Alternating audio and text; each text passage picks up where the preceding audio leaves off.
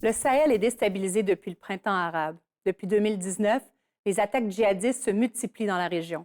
Au Mali, au Niger, au Burkina Faso, les groupes d'extrémistes s'en prennent à la population civile. Les armées locales peinent à endiguer le phénomène, malgré l'aide des troupes françaises envoyées sur place. Mahamadou Danda viendra nous en parler, mais d'abord, un survol. L'année 2019 a été particulièrement sanglante dans la bande sahélienne. Dans cette zone désertique qui chevauche la Mauritanie, le Mali, le Burkina Faso, le Niger et le Tchad, des forces djihadistes se battent contre les armées locales, appuyées par des troupes françaises. C'est une région qui est favorable à l'établissement de zones logistiques, de zones d'action des groupes terroristes.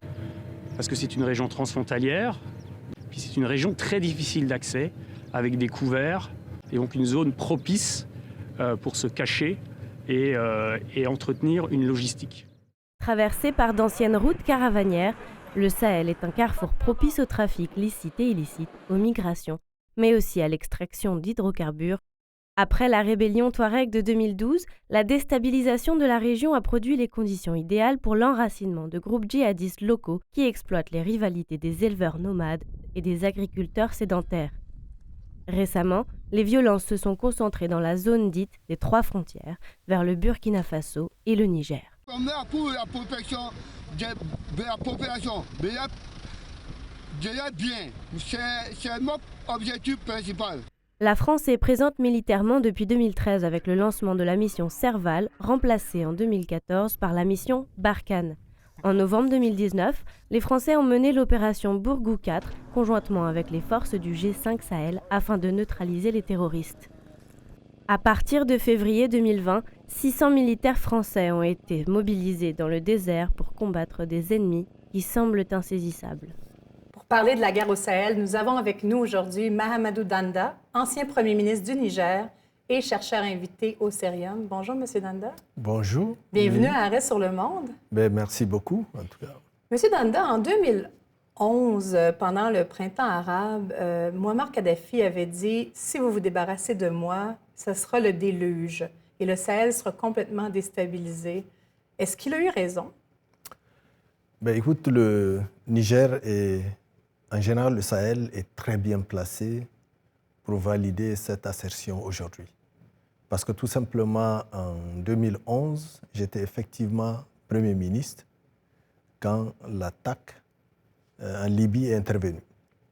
Le président Kadhafi a perdu la vie, mais tout le monde savait que la Libye, évidemment, on peut reprocher beaucoup de choses à Kadhafi en termes de respect des droits de la personne, mais il jouait avec une méthode forte pour contenir le problème de l'immigration clandestine.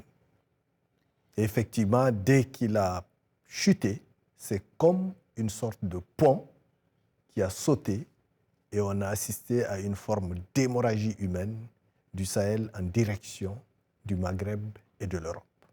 Donc on peut considérer que, et de là, tout ce qui avait comme arsenal, tout le monde savait qu'en Libye, il y avait un arsenal extrêmement important de guerre.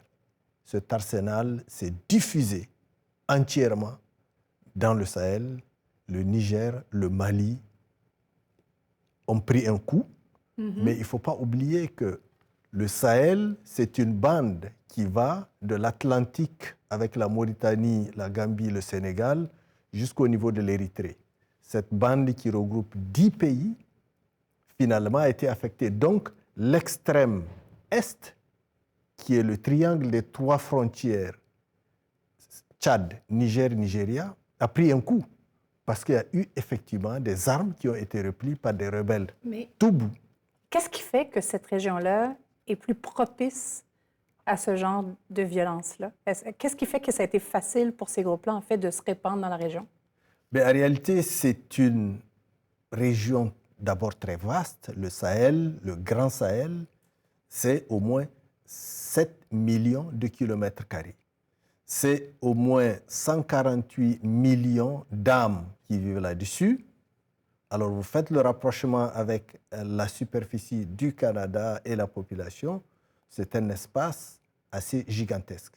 C'est un espace où les frontières peuvent être contrôlées par aucune armée de ces pays-là. Donc cela a rendu un peu la diffusion de l'armement facile, et c'est des zones où en réalité il faut être un professionnel de la région pour pouvoir découvrir les mouvements. Donc c'est devenu un espace favorable à toute forme de trafic. Donc qui dit trafic dit violence. Et les groupes djihadistes se sont vite, démarqués dans cette prise de possession-là, en gros, des territoires. Pourquoi? Qu'est-ce qui était... pourquoi leur idéologie a pu se disperser comme ça? Mais en réalité, c'est l'espace qui se prêtait. Donc, c'est un espace où beaucoup de mouvements, il n'y a pas moins de 8 mouvements djihadistes qui évoluent dans le Sahel. Il y a au moins 8 mouvements qui évoluent. Donc, tous ces mouvements se sont alliés et en réalité, ils se livraient à des trafics. Et de par la façon dont ils se sont alliés, en réalité, ils étaient devenus une menace pour les États. Et pouvez-vous me parler un peu des conséquences sur la population civile de leurs actions? Mais violence dans le Sahel, on peut considérer que si on fait une typologie, il y a 3 catégories de violence qu'on peut identifier. Il y a la violence qui est la résultante de l'extrémisme djihadiste, dont vous faites cas, mais il y a la violence qui est effectivement la résultante des conflits intercommunautaires, mais on peut parler aussi de la violence domestique qui est très diffuse. Alors, qu'est-ce qui fait la cause de la violence de l'extrémisme djihadiste? En réalité, c'est la présence, la poussée djihadiste qui fait qu'en réalité, ces mouvements se livrent à des violences et provoquent un mouvement de population. Mais tout ceci trouve un terreau facile parce qu'il y a un problème de gouvernance, gouvernance politique en réalité. Il y a un problème de justice sociale. Il y a un problème de manque de conscience nationale chez la plupart des agents de l'État.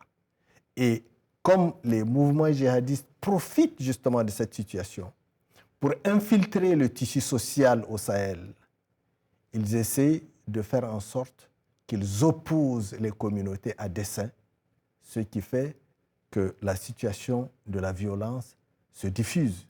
Et qui fait les frais? Ce sont les populations du terroir. Comment ça se fait? C'est des tueries, c'est des mutilations, c'est des abus sexuels, c'est des déportations et des recrutements forcés par les groupes armés. Et ceci fait en sorte que les femmes et les enfants prennent le plus grand coup dans ce genre d'extrémisme. Parce que les déplacements des femmes et des enfants, en conséquence, les enfants ne partent plus à l'école. Vous avez presque 23% des écoles et des centres de santé qui sont affectés dans la région du Sahel, à l'ouest comme à l'est. Cette situation est très préjudiciable à l'éducation des enfants et c'est une situation qui va se répercuter plus tard. Dans 10 ans, les pays sahéliens vont être confrontés à une situation des jeunes mal formés, des jeunes qui vont évidemment se retrouver dans une situation difficile. Et ça, on l'a vu en Somalie, cette déscolarisation a fait que les jeunes sont plus facilement recrutables par les mouvements islamistes comme Al-Shabaab. Est-ce que vous vous attendez à peu près à la même chose dans le Sahel? Mais aujourd'hui, la réalité, c'est que ce sont ces jeunes en perte de repères. Et comme l'État est affaibli, désengagé, il y a une sous-administration dans les zones périphériques, dans les pays aux confins des frontières, il y a une démission de l'État du fait de son affaiblissement. Donc ces interventions sont rares. Si les interventions sont rares, vous avez une faiblesse des activités économiques, donc il n'y a pas de soutien. S'il y a une faiblesse des activités économiques, vous avez un développement de chômage des jeunes. Et quand vous avez un chômage de jeunes, la paupérisation de la population, vous avez nécessairement un développement de banditisme. Et le banditisme menace la paix, d'où la présence de la violence. Donc le cercle vicieux Le cercle vicieux est là. Les Français se sont déployés dans le Sahel. Est-ce que ça a changé quelque chose? Est-ce que ça a vraiment renforcé les autorités locales? Ben, en réalité, je pense que si vous vous référez à l'actualité, aujourd'hui, vous avez eu pendant les 9 derniers mois de l'année 2019 et le début de l'année 2020, une sorte de sentiment pas français, mais anti-politique française au Sahel en matière de sécurité. Parce que tout simplement, depuis 2012, que les Français se sont en réalité installés pour sauver le Mali et que les Nations Unies, la MINUSMA, a été installée avec au moins 13 000 entre militaires et policiers. La force Barkhane était à 4 500 et vous l'avez dit, elle est portée à 6 000. Vous avez un contingent de l'Union européenne chargé de la formation, tout ça pour stabiliser le Mali. Mais l'opinion publique du Sahel s'est rendue compte que la situation s'est plus aggravée. Il y a eu près de 4 000 morts du fait des djihadistes entre le Burkina, le Niger et le Mali. Vous n'avez pas moins de 270 000 personnes qui ont fui leur résidence. Vous n'avez pas moins de 1 200 000 dans l'extrême est qui ont quitté, dont la moitié se trouve être des enfants. Donc cette situation a fait que les gens se sont révoltés pour s'interroger, mais avec tout le dispositif de Barkhane, avec les drones de renseignement des Américains, cet aspect a démontré que finalement, la situation n'est pas contrôlée. Le Niger a perdu en un mois plus de 150 soldats. 2 bases militaires ont été anéanties par des gens en moto. Les gens n'expliquaient pas, avec tout ce dispositif, qu'on n'arrive pas à identifier le mouvement de ces acteurs. Donc, une grande crise humanitaire qu'il va falloir suivre de vraiment être très, très proche. Tout à fait. Je pense que c'est pour ça que la France cherche maintenant à embarquer tous les pays de l'Union européenne avec justement ce qu'ils appellent l'opération Takuba, qui veut dire le sabre en bois, pour impliquer tous les pays de l'Union européenne justement dans cette mission de sécurisation du Sahel.